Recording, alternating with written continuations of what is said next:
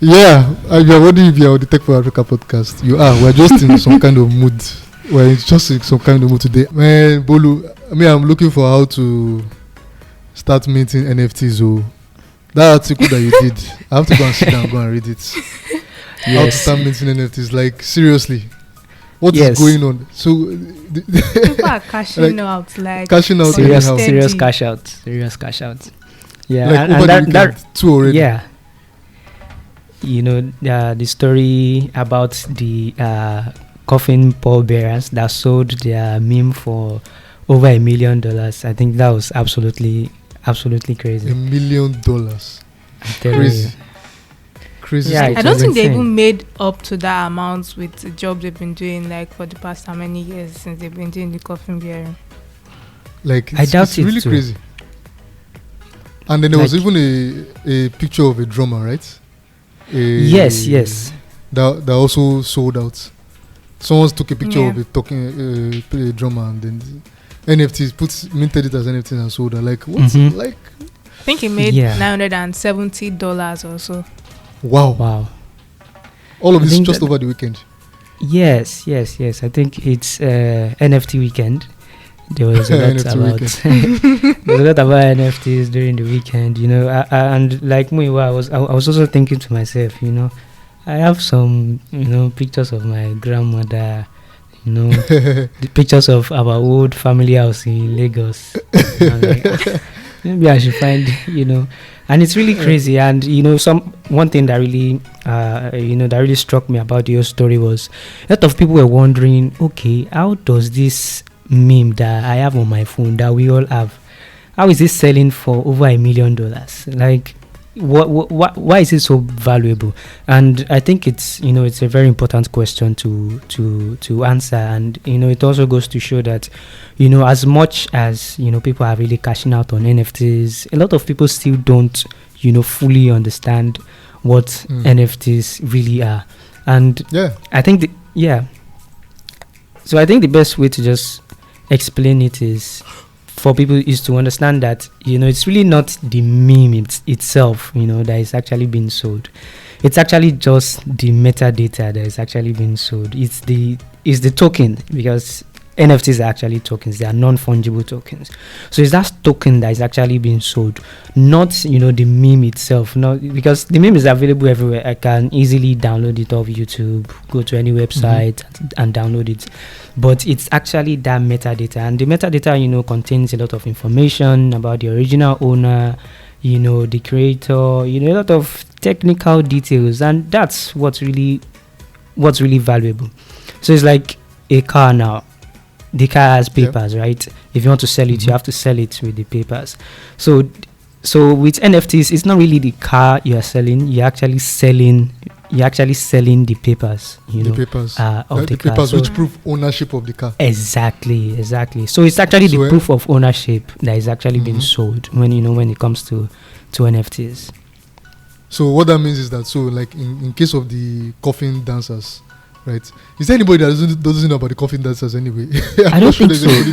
It was a global sensation. Yeah, it was exactly. So while everybody has it on their phone, on YouTube, is everywhere, people still use it as a meme and whatnot, right? What is happening is the guys who were behind that meme, I'm assuming the guys in the video that were carrying the coffins, or somebody that was behind that, created an NFT attached to that meme, right? Exactly. Something and what happens is with the metadata also has information of who the original owner is. So it has that, like it's like the like I used the car analogy before. It has that section that shows that, okay, let's say Emmanuel created this car. It has that part that said, okay, this is the car created by Emmanuel at so point in time, and information like that. So it's possible for someone else to just go on OpenSea, Rarible, or any other NFT marketplace and be like, okay, say they sold it for 1 point something million dollars. And me to have it on my phone now. Let me post it on Rarible and try to sell it. But then it's easy to know that, okay, this is not the original one because it doesn't contain that same information. And what makes, blockchain really interesting is you can't really duplicate that information. There can be two of it. So it's either it's the original one or it's not the original one. So it's a really interesting one. So these people sold again, how much again? $1.047 million. So they sold it to somebody or a group of people, I'm guessing. So what happens now? So they are the owners, or they're no longer the owners. Is that what it means? They've sold ownership of the NFT attached to somebody else? Yeah, the thing about NFTs again is I think there also needs to be a lot of, they need to include it in the whole entire copyright law, kind of thing. But what we know so far is that, when it comes to NFTs, like I said before, you are mainly selling the metadata. But the copyright itself, it's still the creator that has, that copyright. It's still, for example, if you sell Michelangelo's painting, you can't say this painting is now Bolu's painting simply because I bought it. It's still Michelangelo's painting, but it's just that painting that Michelangelo made is now with me. Do you understand it now? I have possession of it. Can I claim it back? Yeah, it's still yours actually, but no, you can't claim it back except you want to buy it back. But it's still boldly written that it's your name, you are the owner, you created it. So it's just giving me like street cred or something like that, like, oh, I'm the owner of that. Well, that's one way to look at it. But, like I said, there's a lot of technicalities that still go behind this. And it also goes to show that, NFTs, a lot of regulation still needs to come into place and show, copyright laws, things like that, who can lay claim to this particular work. So it's still the same thing even with physical paintings. If Michelangelo makes a painting and he decides to sell that painting to someone, it doesn't take away the fact that he is actually the creator of that painting. You understand? But he has sold it to someone. He can't go to the person's house tomorrow and say, that painting I sold for you, you know what, I want it back. He has to buy it back. But it doesn't take away the fact that Michelangelo created this painting. I don't know if that clarifies things. Okay, you know what I'm asking? Yeah. During our Twitter space we hosted a while back, the one on NFTs and Web3. We can link to that in the episode notes. You can listen to the recording.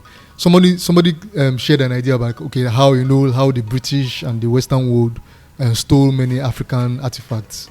Artwork and all that, they're now in the museums all over. Although there's a lot of talk about returning all those things to Africa, and then someone was like, for future artwork and artifacts we create, why can't we tokenize them, make them NFT, so that even if they steal or cut away with these things, we can still claim ownership.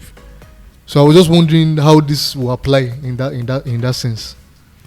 Okay, yes, it does apply. I think when we're talking about the digital side of things, it can apply. It can still show that, this particular work was created in Africa, owned by a particular African. I think at that level, we need to know who actually owns it, whose name is going to be on it. So even if it exchanges hands and it keeps going and going and going, it is sold and resold, the name of the original owner is still always there. So I think it applies when we are looking at the digital side of things. But I think when it comes to artifacts of, such sentimental value, I still believe, physical ownership, still trumps, NFTs and all that, Something created by Africans should be in Africa, and people who want to see it should actually have to come down to Africa to see it. Because there's even the whole aspect of, who then claims this NFT? Is it the government? Is it exactly. the artwork and whatnot? Okay, so I guess NFTs are more suited for online... I'm guessing online assets. Yes, pretty much. I think that's just the use case that we should dwell on for now. I think, but at times, as time goes on, especially with technologies, innovation comes in, and I don't know, we might see something interesting again in the next year or in a few years. Well, okay, so, I like the idea of that. I think I have a some- foolish question actually. Okay. Well, so yeah, so the scenario Bolu gave about the owner having to buy back his NFT and all of that. So when he buys back the NFT, because I think from what I understand about NFTs, whenever an NFT is bought, part of the proceeds goes back to the owner. Am I right, Bolu? yes. And So what that's- happens? Okay, so he's buying back his NFT. So basically, all the money is coming back to him. So what's the point? No, actually. So that's not really how it works. So there's something called smart contracts when we talk about NFTs, and I think that's also another ingenious invention or innovation that has come to blockchain. So the thing with smart contracts is, for example, that NFT, that the coffin meme, once it keeps exchanging and there's a particular percentage that still goes back to the original owners, it's called royalties. So Royalties, if they yeah. sell, if someone has bought the NFT now, it's with that person. If the person plans to resell again for say $5 million, the person will get his money back. He will get the $5 million, but then a particular percentage still has to go back to the original owners, say 10%. So the work of smart contracts is they just do everything automatically. So it's not a situation whereby the original owners have to call him and say, "Hey, guy, we heard you've sold this thing again. Please don't forget to send us our 10%." No, it doesn't work like that. Smart contracts, no, this thing has changed hands. So it has changed hands, which means I need to send 10% to the original owner. Even if it changes hands 1 million times, that 10% will always go back to the original owner. So even if the original owner now says, "I want to buy it back," he will buy it back, give the person the amount, but that 10% is still going to come back to him. It's not as if the whole entire amount is coming back to him. So I think it's a really brilliant invention when you look at it. I like So the idea. Manu wanted to ask something. Yeah.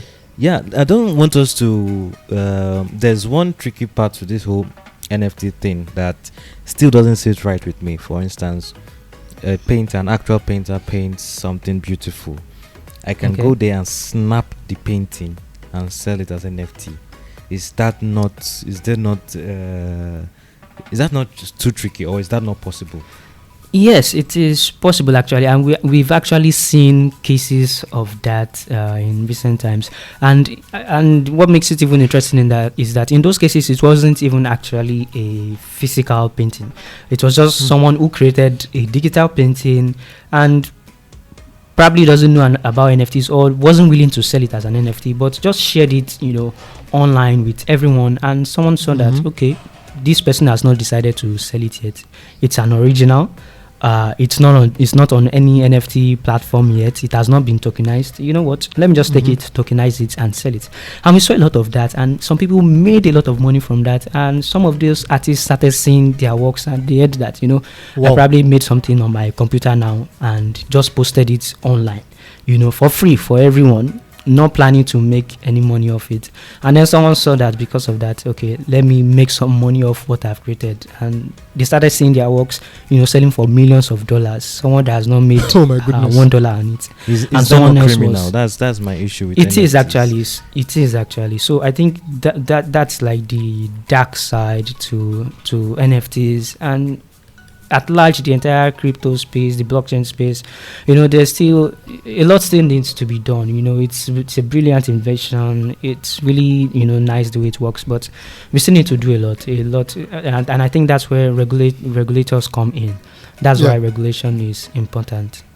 Yeah. It's very obvious that Bolu is very passionate about the blockchain and NFTs. So yes. he wrote an article on NFT 101, how to get into the space and do everything. We'll link to that. We also have the Twitter space you hosted, where that conversation came. So we'll talk about that. But then something you said very interesting about regulation. It ties into our blockchain summit that is coming in May. Can you just quickly talk about that? So people can yes. register. All right, so we said I just mentioned how a lot of people don't really know about the whole NFT buzz, Web3 buzz, and things like that, and we've decided to create an entire event, that addresses, all these issues.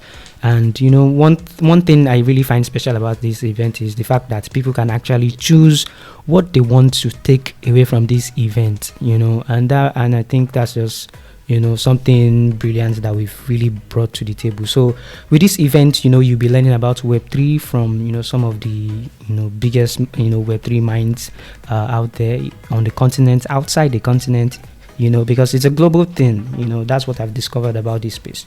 It's really not we can look at how it affects Africa, how Africa can harness, some of the possibilities that it creates. But, we also want to look at it from a global perspective and let, people that really know enough about it talk about it. And then we learn, share ideas. And I think people who are willing to have a career in the blockchain space, people who want to use blockchain, such as NFTs, to push their careers, push their creativity. I think it will be really amazing for them to join. They will learn a lot. So I would advise you to, just go on and register for that event, because it's going to be a big one, and some of the biggest names will be there. So the link is blockchain.techpoint.africa. We'll put the link in the episode notes. You don't want to miss that event. You learn everything there is to know about careers in Web3 and everything like Bolu had said. Okay, so let's go on to other stories because we're running out of time. So let's zoom out. Okay, let's zoom in closer to Africa, and some telcos are making some moves, or some telco-related moves all across Africa. You have, you have stories around that. First in line for our telcos, we have MTN Nigeria. So MTN Nigeria has recently gotten its final approval from CBN to act as a payment service bank. So I think that, in November last year, we had news of MTN getting an approval in principle for a payment service bank. MTN and I believe it was MTN and Airtel, because Glo and iMobile already have their own PSB licenses. So now MTN has the final approval. So basically, CBN cannot arbitrarily come and tell them that they are no longer PSBs. Is that? Can I say that? But really, get the license suspended. Yeah, they could get their licenses suspended, but they no longer have that probationary period that they had with the approval in principle. So basically, what does that mean for people that are going to use these PSBs? Because if you're wondering what PSBs are meant to be banks that serve the unbanked, basically, people in the local and rural areas. And so MTN getting a PSB license, that's huge. Getting the final approval, that's huge, because MTN has like the largest market share of telco communication subscribers, I believe. Yeah. So like obviously them getting share, if I'm not mistaken. Yep. Wow. Or more. About that. So MTN doing that. MTN doing that is like, should I say, a huge win for financial inclusion? Although I don't think everybody here might agree with me. I think Emmanuel might not agree with me. I'm pretty sure Emmanuel will not agree with you.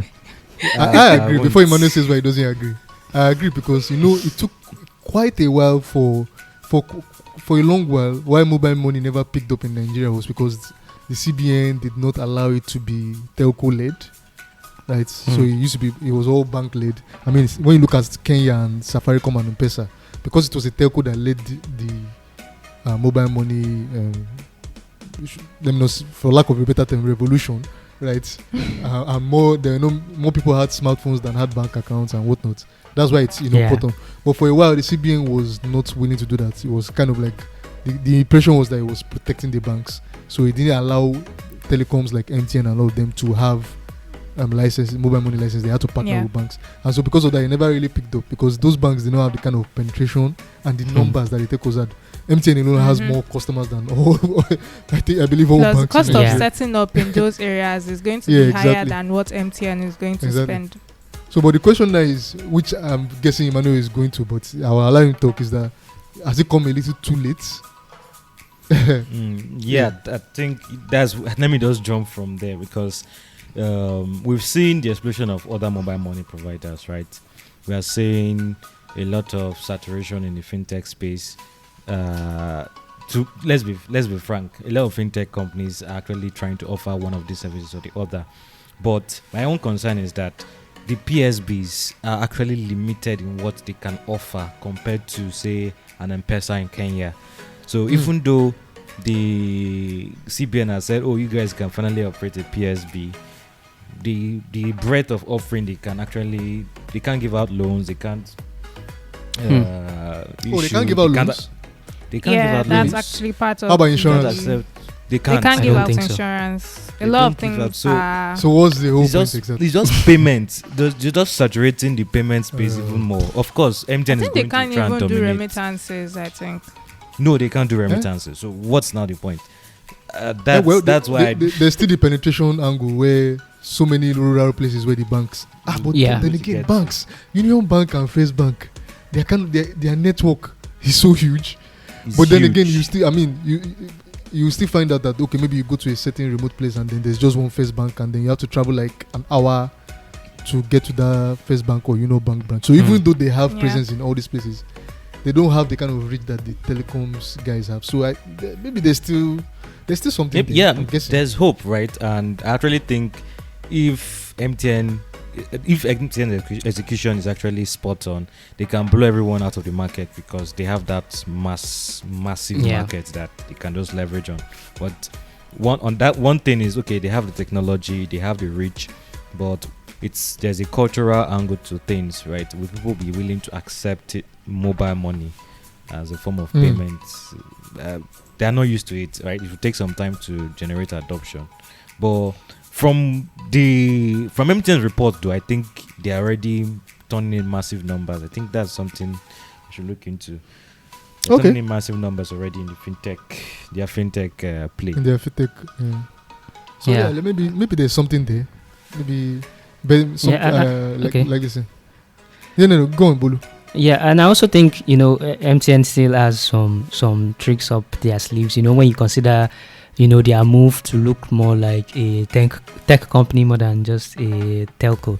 So they could really have a lot of things coming, with the entire PSB thing coming through for them, and them wanting to seem, to start looking more like a Flutterwave than, than a telecommunications company. So I'm really looking forward to. That's why they redesign their logo and all of that. Yes. So let's see what happens. All of that, Even if MTN is successful, I think it's still going to be a problem. I mean, in innovation in the fintech space in Nigeria, if MTN dominates the market, even the regulators themselves will start coming for MTN once again. We are seeing that in Ghana, where MTN dominates the mobile money space. We are seeing that in Kenya with Safaricom and M-Pesa. They want to split both. They were planning to split both companies so that M-Pesa will be standalone and Safaricom will be standalone. I remember that. So if MTN is successful, the regulators are going to come back to this table again. They'll become too big, right? Yes, they become so big. So I don't know. And they're already very big as it is. Already very big. Yeah, they're already very big. We'll see. Well, I'm rooting for MTN actually, so hopefully everything turns out well. Okay. Yeah, the other telco story. Yes. So in other telco news, so Econet is the home of. Zimbabwe is the home of Econet, really, and so Econet has recently introduced the Smart Dollar US bundles in Zimbabwe that allows people to buy airtime, data, SMS products with dollar, that is with the US dollar. So a bit of backstory. Zimbabwe has a problem with hyperinflation. So let's paint a scenario. Say you go to buy bread today in the morning at say 8 a.m. and you bought it for $2. And in the afternoon, a colleague of yours says, okay, he's hungry, he wants to go get bread again, and he goes to the market, and when he gets there, instead of $2, he gets it for $15. Wow. In the evening, you go to the market again. You're going home. You want to get tea.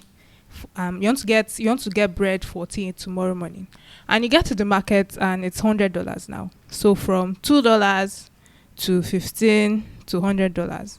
So that's basically how hyperinflation works. Prices keep going higher and higher without any, should I say, any stopping within a period of time. So basically, that's the problem Zimbabwe has had since like 2007, 2008. At a point, they had about, inflation was like 79.6 billion % month on month. So, like, it was crazy. Like, really month crazy. on month, There's not that they had to year. stop using the Zimbabwean dollars. Year on year, it got to 1 trillion %.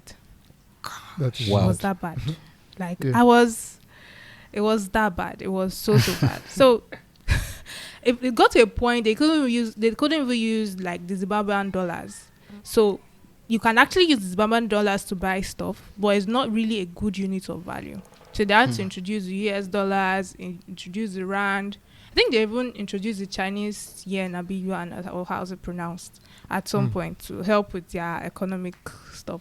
So now the idea for Econet doing this is that, okay, you can buy airtime and data in Zimbabwean dollars, because when you want to buy in Zimbabwean dollars, you have to exchange it for dollars so that you can actually buy airtime. Exchange rates is crazy. You are doing black market rates. You are not doing official rate, because official rates are pretty much non-existent. So you have to do all of that, change the money, and before you get your data, your airtime or data. So instead of doing all those stress, going through all those rigmarole and all of that, why not just buy data and airtime with dollars straight up? You don't have to start doing exchange rates ish. So basically, that is what Econet is doing. But how they do this source for Zimbabwe. dollars? That is assuming that the citizens have dollars. So yeah, that is the assumption. So basically, citizens have the US dollars already, because most citizens already use US dollars, because that is their official. That's what their economy is pegged to. Their economy is pegged to the dollar. It's no longer pegged to their Zimbabwean dollar anymore, because it's pretty much crap. I can't believe this thing has been going on for so long. As far back as I remember, still a thing, hyperinflation. It's so bad. Like, crazy. they did so many crazy things to actually solve the problem, but they did so many crazy things to solve the problem, but it didn't work, and it's still like, I think it's supposed to increase. Well, I think it's supposed to increase this year also, inflation. So there's a lot. So this is just telcos trying to salvage the situation and whatnot. Yeah, I wish because them this the is best. going to also help Econet with investments. So getting dollars will help them invest in the company and improve their services. I'm even wondering how they are doing business there right now. Like, it's crazy. I wonder how anyone is doing business there. Yeah. And I also heard that nice tourists. Yeah, I heard that Zimbabwe is looking to maybe legalize stable coins. I'm not sure how true that is, but I think that could work for them, because it's easier to get a spec to the dollar. I mean, it will be a good experiment. That could really help. That actually makes a lot of sense, because currently another thing that is helping is that the fact that they moved a lot of things to digital transactions. Instead, because there's limited cash available, there's not a lot of cash in circulation. So instead of having to carry cash around, just do digital transactions, do transactions online, and voila. Even if you can't see your cash, but at least your transaction goes seamlessly. Well, I wish them. I mean, innovation in the tech innovation is probably one of the only ways that they can really get out of this. Of course, there's some economic innovation that I'm not in economics, but I'm not an economist, but I'm sure there are many things they have to do. But I guess tech can really help them. I like the idea of the stable coins. Yeah, it might help. I wish them the best. I wish Zimbabwe the best. So let's go to South Africa, where Didi, the Chinese ride-hailing company, is living like just barely a year after it's expanded to South Africa, which if I'm not mistaken, is their only South African country that they're active in. The second African country, actually. They've been in Egypt. Second. Okay. Yes, they've been in Egypt, and they also launched in South no Africa. Surprises, Egypt. Yeah. So the story is this: that they are leaving South Africa, according to the statement that they want to try and focus on more promising markets. So, and one of those promising markets in question is Egypt, which I just mentioned. And so just for some background information, Didi is like one of the biggest ride-hailing companies in the world. They're not as much in the news like Uber and Bolt and whatever, but they are actually the Chinese ride-hailing company, that the biggest in China, and they were founded by ex Alibaba employees. So they're in China. I think the strategy has actually been to focus on emerging markets like China, Brazil, Mexico, Australia. They've not really tried to go to the Western world like US, Canada, UK, all these places. They focus more on emerging markets, and they launched in South Africa last year, but somehow I don't think it has worked out. And in South Africa right now, there are some agitations by taxi drivers on unfair practices, unfair policies, and of course the ride-hailing companies, as usual, are maintaining the stance that, oh, you guys are not employees, you guys are contractors. So yeah, I remember UK had that debate a few years ago with Uber. So was it in the UK that there was a court case, or in the US that there was a court case, a groundbreaking court case that defined Uber drivers as workers? Yeah, it was in the UK. I think it was the UK. Yes. The UK, yeah. In 2021, they had to reclassify UK Uber drivers as workers. Yeah, that was actually crazy and interesting, but it called a lot of things about Uber's business model into question. So for Didi actually thought they could actually bring heightened competition into the ride-hailing market in South Africa. Uber is there already, Bolt is there, so they came. Uber has been expanding rapidly in South Africa, but it didn't seem like Didi could keep up. But I don't think the whole issue is just reflective on South Africa alone. Didi has been experiencing issues even back home in China. They listed in the US stock exchange, but they had to delist because China had to tighten its regulations. So they had to now go back to Hong Kong to try and list on the China. Yeah, so they had to delist from the US stock exchange. They go back to China, try to list on the Chinese stock exchange, but that also fell through about a month ago. So they've been experiencing issues, and I think they're just trying to sit back and go back to the drawing board to re-strategize. So yeah, that's. I always find it interesting that so Didi, like you said, they're like one of the biggest in the world, probably after. Yeah. Did you say after Uber? Yes, the biggest Uber. So Uber was in China, and Didi chased Uber out of China. It had some government backing, if I'm not mistaken. Yeah. It has some, China is very protective of its own homegrown solutions and whatnot. So just like how Google is not legal in China, Facebook, Google, Twitter are not all accessible in China except via VPN. Uber came to China, and then China is a very big market. I think Uber was in like 40 cities, but there was still like a small. I can't remember the exact figure. You will have to confirm that, but I believe they were in 40 cities, and they still considered like a small fish compared to Didi that was in like hundreds of cities, and then eventually Uber had to be acquired by Didi in China, right? So that's how Uber left China. So it's always interesting when I see Chinese products and all trying to expand globally, but then protecting external influence from China. Is always very interesting. In some ways, I like the way they do their things. Other ways, I'm just like, guys, because I don't know. So it's just always funny. So now that they're complaining about what's going on in South Africa and living, I'm just like, okay. Is it?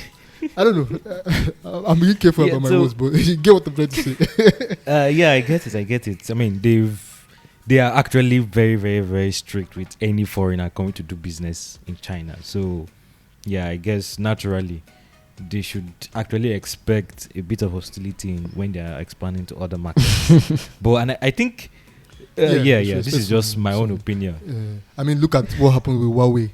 in the US Yeah. during In Trump's US, era, exactly. and they Yeah. banned.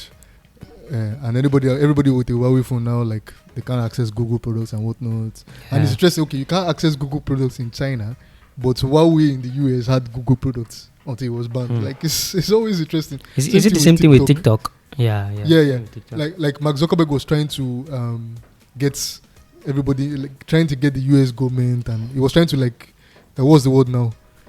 Should I say gather emotional support? You know, there was a speech that was leaked, quote unquote, during the town hall he had with his staff. But I feel they purposely did it, where he was talking about how TikTok is not good for the US. It has Chinese influence. You know, trying to engender patriotic feeling and all of that. And I was just laughing when I was listening to that speech and all of that. So even Mark Zuckerberg is not happy with TikTok's influence and how it's spreading all over the world.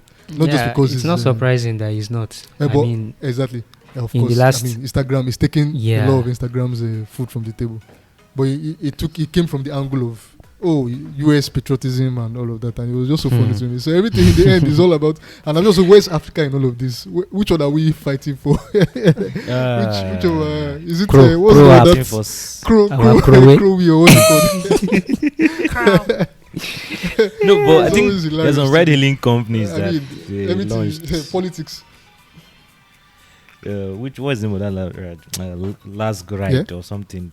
By the Lagos State government, they introduced. Oh, that lag ride, the recently. Lagos State one. Yes. Has anybody used it? Do you know Uh, anybody that has used it? I've seen You've the used it? cars on Third Mainland Bridge. No, I don't even know where the app is. I've seen the cars on Third Mainland Bridge we on my should phone. actually review that service. Someone should download the Okay. app and try to take a ride. I hope Okay. someone from Lagos State is not listening and then notes our name. we use a fake name to book a ride. Like, it's interesting. Anyway, China. It's always interesting to see, China and all the politics and the US, and same thing happened with 5G and all of that. Let's not go Yeah. into all the political talk anyway. So interesting But stuff. We'll put it's crazy. Yeah? Yeah, I said really Yeah. crazy because what they did to Uber in China, they blocked Uber from WeChat. That's like Google hiding you from search results. exactly.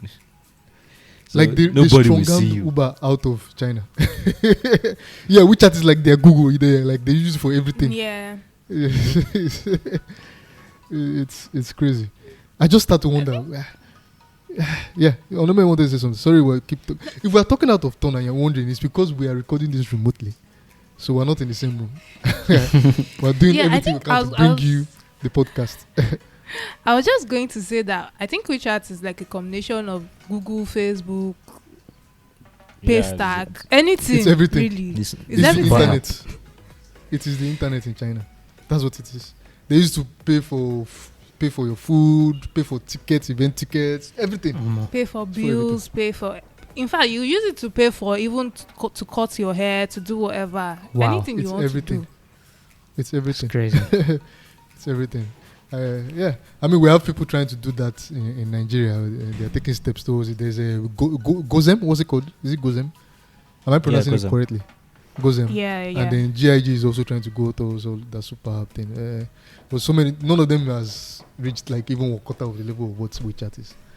So far. Opay tried. So yeah, Everything. Opay tried, and everything. There was everything. Okay, interesting stuff. Okay, so we'd like to hear what you guys think about everything we've talked about today. NFTs, minting NFTs. Don't forget to register to attend our events. We'll put links to everything we've talked about. Links to our NFT guide, how to get into NFTs, the Twitter space we did also, Web3, how to register for our events, all the stories about the telcos and everything related, and then Didi in China and all of that. We'll put a link to all of that in the episode notes in the description wherever you are listening from. Again, if we're speaking out of tone, it's because we're recording this remotely. We wanted to make sure we bring you the podcast, and we're reviewing our timing. So if you were looking out for this, either you saw it earlier than you expected or later than you expected, we are sorry.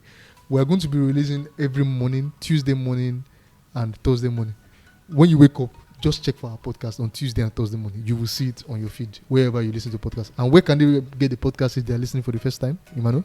Google Podcast, Apple Podcasts, Spotify, Stitcher, iHeartRadio, anywhere else you get your podcasts, basically. You can get it. Yeah, literally anyway. I use Podcast Addict and I get the podcast there. In fact, that's where it shows up first. So I thank use you Spotify, so use Spotify. Yeah, perfect. So whichever one you use, we're there for you. We're available for you. So thank you for listening, and we hope that you will catch us on Tuesday again. And goodbye. Bye. Bye bye. Bye bye.